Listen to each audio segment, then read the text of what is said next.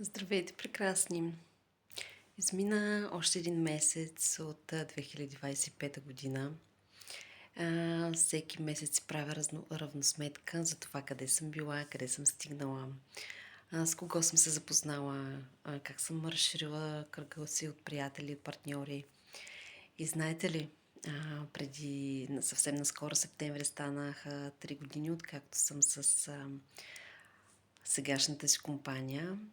Тези, които ме следят, знаят, че бях 4 години в друга компания. Беше ми много трудно да превключа от едната в другата компания, но съм страшно благодарна, толкова признателна на хората, на по-горните ми спонсори и лидери, че бяха с мен, че бяха до мен, когато се колебаех, когато ми беше трудно.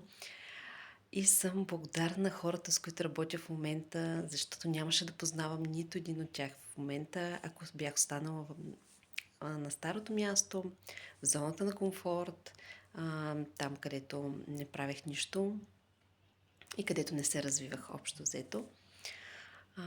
Щастлива съм, имахме един прекрасен месец, благодаря на целият екип и им пожелавам още много, много, много успехи, заедно да вървим напред и нагоре, защото знам колко е ценно подкрепата на нашия екип.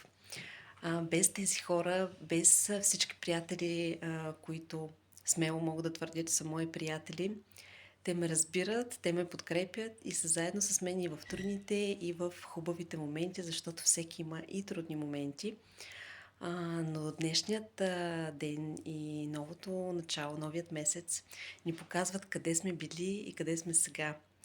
Няма да забравя, когато ми предложиха за тази възможност, бях много притеснена.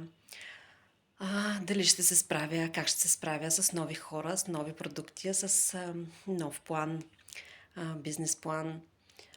Приятели, когато имате подкрепата и когато имате екипа, който имам аз, с всички хора, които са зад гърба ви, вие разбирате какво е наистина екип. Всичко става по-лесно и всичко е много по-работещо. Това е думата. 4 години при мен нямаше нищо, никакво развитие, докато тук за 3 години имам екипа, който винаги съм желала, имам партньорите, с които винаги съм искала да работя. И така, не спирайте да мечтаете, не спирайте да действате за вашите мечти, защото ако сещате, че сте в застой и че нищо не се случва около вас, значи интуицията не ви лъже. И да правете крачка, трябва да предприемате нещо, трябва да промените нещо, за да се промени нещо. Нали така? Прекрасен ден, прекрасен месец и много успехи ви пожелавам!